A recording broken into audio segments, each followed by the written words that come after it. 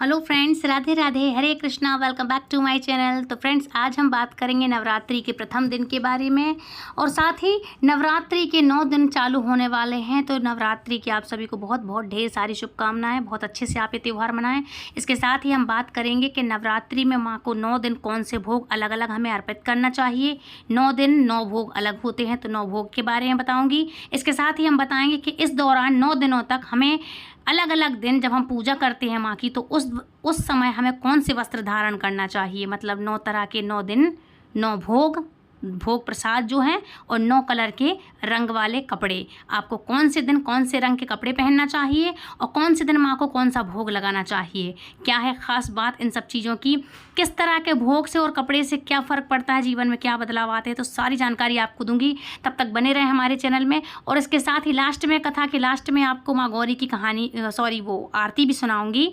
तो बने रहें हमारे चैनल में। और यदि हमारे चैनल में पहली बार जुड़े हैं तो प्लीज़ चैनल को सब्सक्राइब करके बेल आइकन को और पे प्रेस करना, ताकि आने वाली वीडियो की नोटिफिकेशन सबसे पहले आप तक पहुंचे। तो चलिए शुरू करते हैं। जय माता दी। 9 दिनों में अलग अलग दिन अगर किसी चीज़ का, किस वस्तु का हमें भोग लगाना है जिससे माता हमारी प्रसन्न हो, हमको खूब सारा आशीर्वाद दें, तो प्रथम दिन कहलाता है माँ शैलपुत्री का। प्रथम दिन माँ शैलपुत्री का माना जाता है। माँ शैलपुत्री को सफ़ेद चीज़ों का भोग लगाया जाता है। सफ़ेद चीज़ में जैसे दूध हो गया, दही हो गया, चावल हो गया, है ना, इस तरह का सफ़ेद रसगुल्ले हो गए और सफ़ेद नारियल की मिठाई हो गई। यदि आप बनाना चाहें तो माँ को सफ़ेद तरह की चीज़ों का भोग लगाया जाता है। और माँ इस दिन माँ के लिए, माँ के भक्त जो हैं कौन से कलर के वस्त्र धारण करेंगे, तो इस दिन माँ के भक्तों के लिए पीले कलर के वस्त्र पहनकर उन्हें उनकी पूजा करनी चाहिए, आराधना करनी चाहिए, उनको चुनरी चढ़ानी चाहिए। इस दिन आपके लिए कलश स्थापना का मुहूर्त मैंने फर्स्ट वीडियो में बताया था, तो प्लीज़ आप देख लेना वो वीडियो जा कर के। और इस तरह से आपको प्रथम दिन माँ की खूब अच्छे से पूजा आराधना इस तरह से करना चाहिए। इसके साथ माँ को घी का दीपक तो हम जलाते ही हैं, शुद्ध घी का दिया। और इसके साथ माँ को इस दिन भक्त घी चढ़ाते भी हैं। जी हाँ, उनको भोग में प्रसाद के रूप में माँ शैलपुत्री को घी का भोग भी चढ़ाना चाहिए। ये भी बहुत शुभ माना जाता है। कहते हैं इस भोग को मतलब जो गाय का घी होता है, प्रथम दिन देवी माँ को गाय के शुद्ध घी का भोग अर्पित करने से व्यक्ति की हर तरह के रोगों से मुक्ति मिलती है। जी हाँ फ्रेंड्स, यदि आपको ना पता हो तो प्लीज़ दूसरों को तो ज़रूर बताना। इसलिए मैंने पहले बोला दूसरों को ज़रूर से वीडियो शेयर करना, क्योंकि बहुत ही इंटरेस्टिंग जानकारी देने वाली हूँ आपको। तो आपको शायद नहीं पता होगा कि घी का दिया तो चलता है, लेकिन माँ के लिए घी का भोग भी लगाना होता है। आप शुद्ध घी का भोग बढ़िया निकालें और माँ के लिए कटोरी में बढ़िया से उनको रख सकते हैं। तो शुद्ध घी का भोग माँ के लिए आप अर्पित करें। जब हम लोग भोग अर्पित कर दें, उसके बाद यह घी का उपयोग कुछ देर बाद हम लोग सभी लोग मिल बांट कर प्रसाद के रूप में खा सकते हैं। अब खाएंगे कैसे? ऐसा ही खाना चाहो तो खा लेना, शक्कर मिला के खाना चाहो तो खा लेना, दाल चावल इत्यादि कोई भी सब्जी सामान है जिसमें आप पी सके, सूप जैसे, तो आप उसमें डाल के खा सकते हो।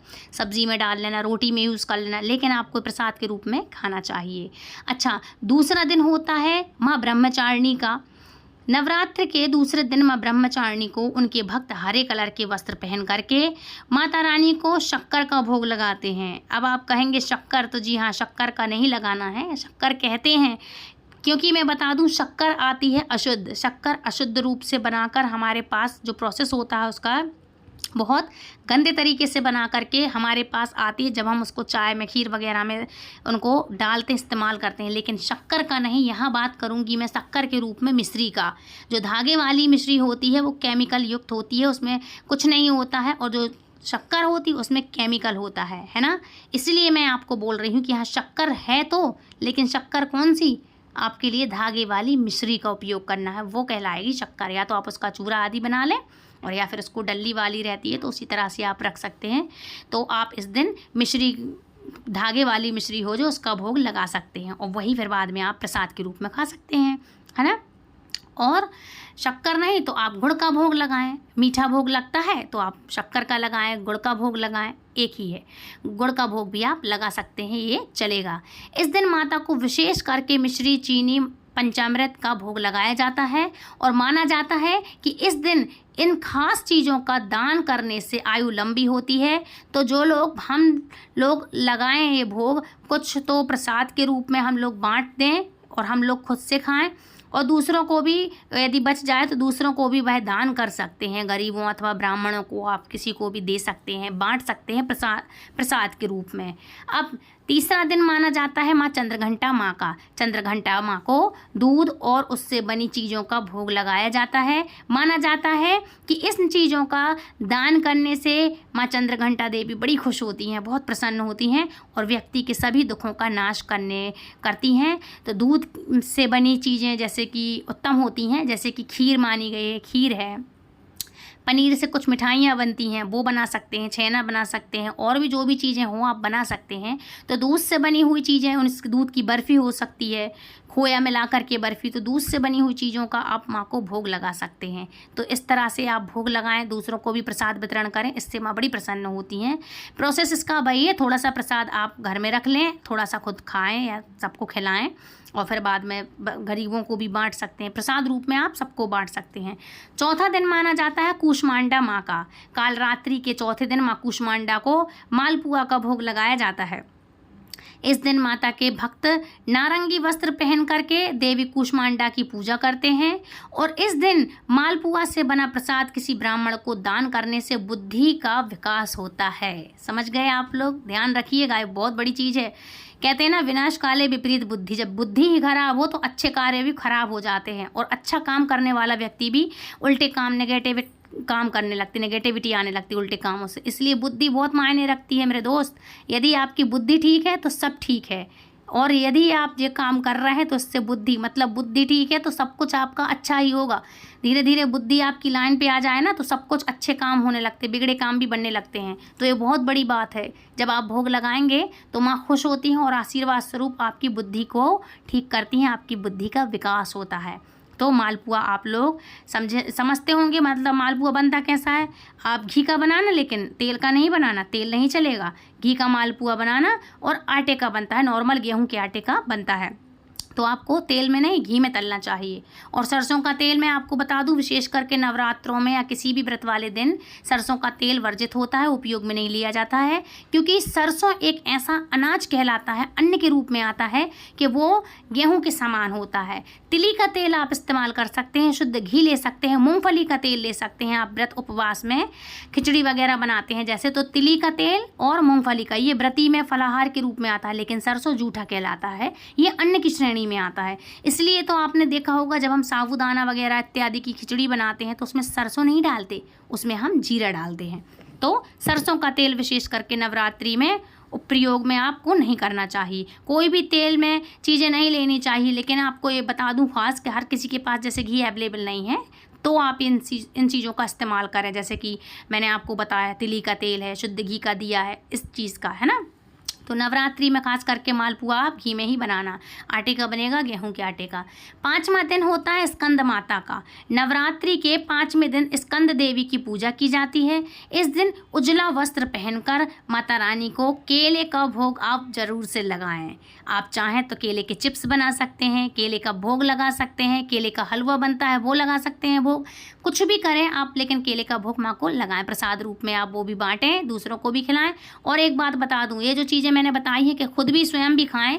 जैसे किसी का 9 दिन का व्रत है, 9 दिन आपने व्रत रखा है, फास्ट रखा है, ऐसी जगह पे आप फल फ्रूट्स ले सकते हैं। केला का जैसे मैंने बताया भोग ले सकते हैं, इस तरह से आप भोग ले सकते हैं। लेकिन आपको अगर गुड़ नहीं खाना है या मालपुआ है जैसे, या खीर है, तो ये आप व्रत में नहीं खाएंगे। तो हाँ, ये आप घर वालों को वितरण करें, कन्याओं को करें, बाहर बांट दें, किसी को ब्राह्मण आदि सबको बांटें। लेकिन आप तब आप वो इस स्थिति में व्रत है तो फिर आप कैसे खाएंगे, तो आप ना खाएं।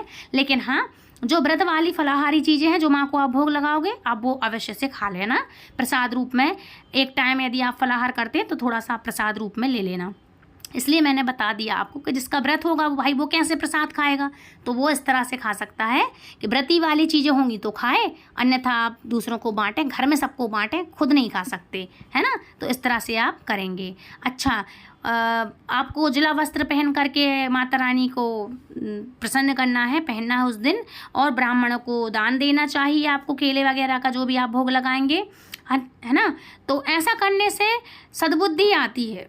एक में मैंने बोला था बुद्धि अच्छी होती, इसमें सद्बुद्धि जल्दी जल्दी आती है, अच्छी सद्बुद्धि देंगी माता रानी। तो इस दिन उजला वस्त्र यानी सफ़ेद वस्त्र पहनना चाहिए। अब बात करेंगे हम 5वें नवरात्र के बारे में। 5वें नवरात्र नवरात्रों का महादिन होता है, पंचमी होती है। अच्छा, अब बात करेंगे छठे दिन की। तो छठे दिन माँ कात्यायनी का होता है। छठे दिन श्रद्धालु लाल रंग के कपड़े पहन करके देवी कात्यायनी को शहद का भोग लगाते हैं। इस दिन प्रसाद में शहद का प्रयोग करने से साधक को सुंदर रूप की प्राप्ति होती है। महिलाएं हो गए या जेंट्स हो गए, जो भी माता रानी की पूजा वंदना करता है, उसको मैं बता दूं कि जो लोग भी माता रानी की वंदना पूजा और श्रद्धा से उनके जवारे वगैरह बोता है और उनको हर दिन हर अलग अलग चीज़ों का भोग लगाता है, माता रानी उसको सुंदर रूप की भी प्राप्ति कराती हैं। अब बात करेंगे, कई लोग पूछेंगे कि चतुर्मास में शहद नहीं खाते हैं। तो देखिए, चतुर्मास में बिल्कुल शहद मना है, लेकिन आप लोग यह जो पर्व है ना, तिथियां हैं, ये विशेष रूप से होती हैं, तो इस पर आप लोग शहद ले सकते हैं प्रसाद रूप में और सभी को बांट भी सकते हैं प्रसाद रूप में। 7वें दिन माँ कालरात्रि है जो 7वें दिन की माँ कालरात्रि के 7वें दिन कालरात्रि देवी की पूजा की जाती है। इस दिन माँ के भक्त नीले वस्त्र पहन करके देवी को गुड़ का भोग लगाते हैं। कहा जाता है कि इस दिन भगवती को गुड़ का भोग लगाने से व्यक्ति शोक मुक्त होता है। किसी भी तरह का किसी को परेशानी है, किसी भी तरह का दुख है, शोक में डूबा हुआ है, मन अशांत है, व्याकुल है, किसी के यहाँ कोई फ्रेंड्स फैमिली मित्र रिश्तेदार मोहल्ला पड़ोस कहीं कुछ भी किसी की गमी हो जाती है, कोई गुजर चुका है, शोक में है, तो देखो अब सब भुलाओ, आगे की सोचो, पीछे मत पछताओ, आगे सोचो। माता रानी को गुड़ का भोग लगाओ और 9 दिनों तक माता रानी की सेवा करो। इससे आपको शोक से मुक्ति दिलाती है, माता रानी आपको शक्ति देती हैं। तो इस दिन गुड़ का भोग लगाया जाता है, क्योंकि शक्कर देखो अशुद्ध होती है, गुड़ शुद्ध होता है। पहले के ज़माने में लोग गुड़ का ही इस्तेमाल करते थे। चाय तो अब आ गई, दूध में गुड़ घोल के पीते थे, खीर बनाते थे गुड़ की, और जो भी वस्तुएं बनती थी, गुड़ का हलवा बनता था, गुड़ का भोग लगाते थे। चाय वगैरह तो बाद में आई है, लेकिन दूध में काफ़ी लोग गुड़ घोल के पीते थे। तो शक्कर नहीं था उसका मेन कारण था इसका गुड़ का। गुड़ ही हमारा पौराणिक परंपराओं से चला आ रहा है मिठास के रूप में। शक्कर अब आई है, लेकिन इस दिन गुड़ का भोग लगाना चाहिए, ठीक है। गुड़ का भोग आप एक रोटी पर रख करके और थोड़ा सा रोटी ले लें। पहली वाली रोटी जब बनाते हैं तो पहली रोटी और थोड़ा सा गुड़ गाय को खिलाएंगे, इससे माता रानी बड़ी ही खुश होती हैं। इस दिन महागौरी की पूजा भी की जाती है और आपको शोक से जो आप मतलब दुखी हैं, वो शोक जो है आपके आसपास भी नहीं फटक सकता यह प्रयोग करने से। 8वें दिन माता गौरी का होता है। अच्छा, माँ गौरी जो होती हैं, इस दिन महागौरी की पूजा की जाती है। श्रद्धालु इस दिन गुलाबी वस्त्र पहन करके माँ को नारियल चढ़ाते हैं। नारियल का भोग लगाने के बाद नारियल को सिर से घुमा करके पानी में भी बहाने की परंपरा है। जैसे कहीं कोई लोग जाते हैं दीपदान करने नवमी के दिन या अष्टमी के दिन, जब माताएं सबके यहाँ पुज जाती हैं, मेन जिनके यहाँ नारियल प्रसाद फल फूल जो चढ़ गया है माँ को, उसके बाद काफ़ी लोग क्या करते हैं कि नदी तालाब वगैरह में जाते हैं। तो इस दिन भी आप क्या कर सकते हैं, नारियल को अपने सिर से घुमा करके जल में प्रवाहित कर दें। ऐसा करने से आपकी जो भी ऊपरी विघ्न बाधाएं हैं, नज़र दोष है, जो कुछ भी है, सिर भारी होना, तनाव रहना, मन और शरीर खिंचा खिंचा सा रहना, इन सब चीज़ों से निजात मिलती है। माँ का दिन होता है ये। तो इस तरह से आप नारियल उतार करके अपने सिर से वार करके नदी में प्रवाहित कर सकते हैं। मान्यता है कि ऐसा करने से आपकी मनोकामनाएं पूरी होती हैं। कई लोग विष मांग के भी 1 रुपये का, 2 रुपये का, 5 या 10 का कॉइन भी लेके के नदी में डालते हैं और नारियल को भी प्रवाहित करते हैं अपनी मान्यता मनोकामना के रूप में। लेकिन आप डालेंगे नारियल तो फिर वो सिर से नहीं वारेंगे, फिर वो भेंट चढ़ाएंगे आप। लेकिन अगर आपके लिए अपना उतारा करके डालना है तो सिर से 7 बार वार करके बहते हुए जल में आप उसको छोड़ सकते हैं। तो इस तरह आपके लिए इस तरह से आपको करना चाहिए। काफ़ी जगह पे क्या होता है कि अष्टमी और नवमी के दिन फूटा हुआ नारियल का भी भोग लगाते हैं और प्रसाद के रूप में बांटते हैं। जैसा आपके यहाँ हो, जैसे किसी के यहाँ होता है, किसी के यहाँ का प्रसाद ना ही तो देखा जाता है ना बांटते हैं, जो अष्टमी की पूजा होती है। लेकिन बाकी जैसा आपके यहाँ हो वैसा आप कर सकते हो। किसी के यहाँ देने का होता है रिवाज, किसी के यहाँ नहीं होता। अगर होता है तो सब कन्याओं को बांटे, ब्राह्मणों को भी बांट सकते हैं आप, है ना। इस तरह से आप कर सकते हैं। नारियल को पानी में, नारियल को मतलब अपने ऊपर से घुमा करके प्रवाहित करना, तो इससे आपकी बहुत सी चीज़ें दूर हो जाएंगी, ठीक है। अच्छा, ऐसा करने से आपकी सारी मनोकामनाएं भी पूरी होती हैं। अब बात करेंगे माँ के 9वें स्वरूप की। 9वां दिन होता है माँ सिद्धिदात्री का। नवरात्रि के अंतिम दिन सिद्धिदात्री देवी की पूजा की जाती है। माँ के भक्त इस दिन बैगनी कलर के जो वस्त्र हैं वो धारण करेंगे, पहनेंगे और माँ को विभिन्न प्रकार के अनाजों का भोग लगाते हैं, जैसे कि हलवा, चना, पूरी, खीर, है ना, पुए हो गए, मालपुए हो गए, और फिर उसे गरीबों को दान करते हैं। इससे जीवन में सुख शांति मिलती है। तो इस दिन दान की बड़ी महिमा है। तो मैं कहूँगी कि संपूर्ण नवरात्रि में आप दान करें या ना करें, आप लास्ट वाले दिन ज़रूर थोड़ा थोड़ा सब कुछ दान करें। और फिर नौकन्याओं को भी जिवाना होता है, तो नौकन्याओं को भी प्रसाद रूप में हलवा, पूड़ी, चना है, सब्जी है, माँ का भोग लगाकर, जगदम्बा का भोग लगाकर, और छोटी छोटी कन्याओं को जगदम्बा का स्वरूप मानकर उनको जिवाएं, मतलब उनको भोजन कराएं। इसके साथ ही जो गरीब हों उनको भोजन थोड़ा बहुत दे सकते हैं, ब्राह्मणों को दे सकते हैं, है ना। इससे जगदम्बा की चेतना इन संपूर्ण नवरात्रियों में पूर्ण रूप से जागृत होती है। मतलब माँ दुर्गा है जो हर जगह, कहीं कोई भी मंदिर हो, माँ का नाम ही काफ़ी है। तो इस समय आपको बता दूं कि नवरात्रि में माँ 9 दिनों के लिए जागृत अवस्था में होती हैं। इसलिए किसी भी औरत का अपमान ना करें भूलकर। अपने घर में आपकी माँ है, बहन है, बेटी है, आपकी पत्नी है, तो इन लोगों का आप अपमान ना करें, गाली गलौज ना करें, प्यार से पेश आएँ, सद्बुद्धि रखें ज़रा, क्योंकि 9 दिन माँओं के होते हैं। माँ मतलब आपकी पत्नी भी बच्चों की आपकी माँ है, जो घर की लक्ष्मी है, आपकी बहन है। भले शादी हुई हो, नहीं हुई हो, तो वो किशोरी अवस्था में है या छोटी है तो आपकी बच्ची है, तो वो भी दुर्गा माँ के स्वरूप में है। छोटी छोटी कन्याओं को हम बुलाते हैं ना भोजन कराने, तो इन सब का आप सम्मान करें। नहीं तो इन सब में कोई मतलब नहीं है कि आप अपने घर में सबकी आत्मा दुखाएं और बाहर आप माँ को जल डालने जाएं या पूजने जाएं और माँ को ढूंढें बाहर, और माँ बैठी हैं घर में अंदर। इसलिए फ्रेंड्स, मैं आपको एक बात ज़रूर बोलूँगी कि यदि आप माँ के भक्त हैं और पूजा करते हैं और मानते हैं, तो अपने घर की औरतों का मन और दिल बिल्कुल ना दुखाएं, क्योंकि औरतों का मन साफ होता है। वो चिल्ला लेंगी, लेकिन कहीं भी किसी भी तरह से आपका अनिष्ट नहीं हो सकता, आपके बारे में अनिष्ट नहीं सोच सकती। इसलिए आप प्लीज़ दूसरों का ध्यान रखें इन नवरात्रों में, क्योंकि माताएं वैसे भी व्रत रखती हैं। तो इस समय माँ का जो स्वरूप होता है, माँ को उन्हीं स्वरूप सहित आप माने कि हाँ ये माँ है हमारे यहाँ की, उस दृष्टि से आप ना देखें। अच्छा, ऐसे समय में आपको सत्कर्म करना चाहिए, जो उपवास करेंगे तभी आपका फलित होगा। बाकी इस वीडियो के एंड में मैं पूरी सूचना बता दूंगी आपको, नई नई रोज़ वीडियो लेके आऊँगी। लेकिन थोड़ा सा आप ये ज़रूर ध्यान रखें कि आप अपने घर में या बाहर किसी का भी, कोई भी हो, किसी का भी मन ना दुखाएं। नवरात्र के दिन बड़े पावन होते हैं और इस समय माँ जागृत अवस्था में होती हैं, तो किसी को भी उल्टा सीधा ना बोलें, उल्टे सीधे किसी के मुंह भी ना लगें। यदि कोई ख़राब है, गलत बोलता है, किसी को बोलने का ढंग तरीका नहीं है, तो प्लीज़ थोड़ा सा अपने मुँह पर कंट्रोल रखें और इन सब फालतू के लफड़ों में, झगड़ों में, इन सब पचड़ों में किसी के ना पड़ें। अच्छे से माँ का स्वागत करें और खूब अच्छे से त्यौहार मनाएं। अब बात करेंगे माँ दुर्गा की आरती की, तो चलिए शुरू करते हैं माँ दुर्गा की आरती।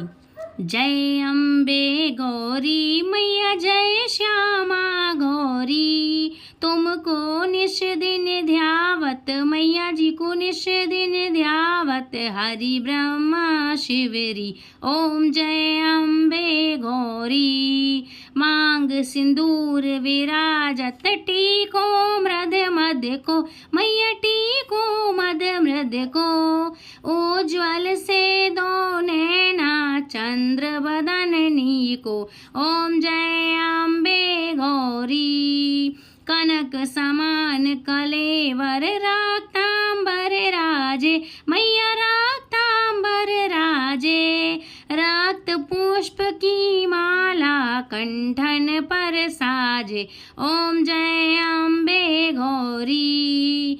के हरिवाहन राजत, खड़क खपर धारी, मैया खड़क खपर धारी, सुर नर मुनि जन सेवत, तिनके दुख हारी, ओम जय अम्बे गौरी। कानन कुंडल शोभित, नौग्रह से मोती, मैया नौग्रह से मोती, कोटि के चांद्र दिवाकर, राजत सम ज्योति, ओम जय अम्बे गौरी। शुंभ निशुंभ विराधे, महिषासुर घाती, मैया महिषासुर घाती, धूम्र विलोचन नैना, निश दिन मदमाती, ओम जय अम्बे गौरी। जय अम्बे गौरी मैया, जय श्यामा गौरी, तुमको निस दिन ध्यावत, ध्यावत हरि ब्रह्मा शिवरी। ओम जय अम्बे गौरी। चांड मुंड संघारे शोणित बीज हरे मैया शोणित बीज हरे। मधु कैटौ दौ मारे सुर भयहीन करे। ओम जय अम्बे गौरी। ब्राह्मणी रुद्राणी तुम कमला रानी मैया तुम कमला रानी। अगम निगम बखानी तुम शिव पटरानी। ओम जय अम्बे गौरी।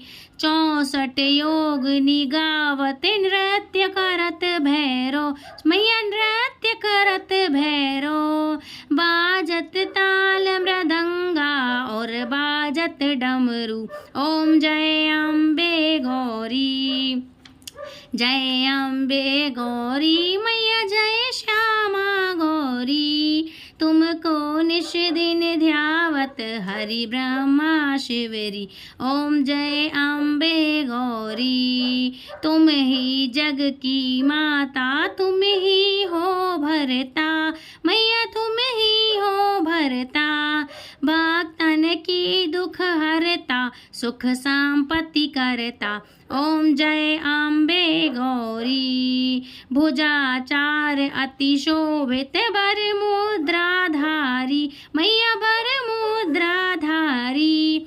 मन वांछित फल पावत सेवत नर नारी। ओम जय अम्बे गौरी। कंचन थाल विराजत अगर कपूर बाती मैया अगर कपूर बाती। माल के तुषि में राजत कोटि रचन रतन ज्योति। ओम जय अम्बे गौरी।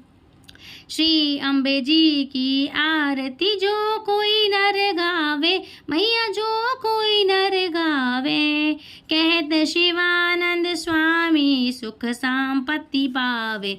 ओम जय अम्बे गौरी। जय अम्बे गौरी मैया जय श्यामा गौरी। तुमको निस दिन ध्यावत हरि ब्रह्मा शिवरी। ओम जय अम्बे गौरी। बोलो गौरी मैया की जय, दुर्गा मैया की जय हो। तो फ्रेंड्स ये थी आज की वीडियो। यदि कुछ समझ में ना आया हो तो प्लीज़ कमेंट करें। मिलती हूँ नेक्स्ट वीडियो में, तब तक के लिए राधे राधे, हरे कृष्णा, जय माता दी, जय गौरी मैया की।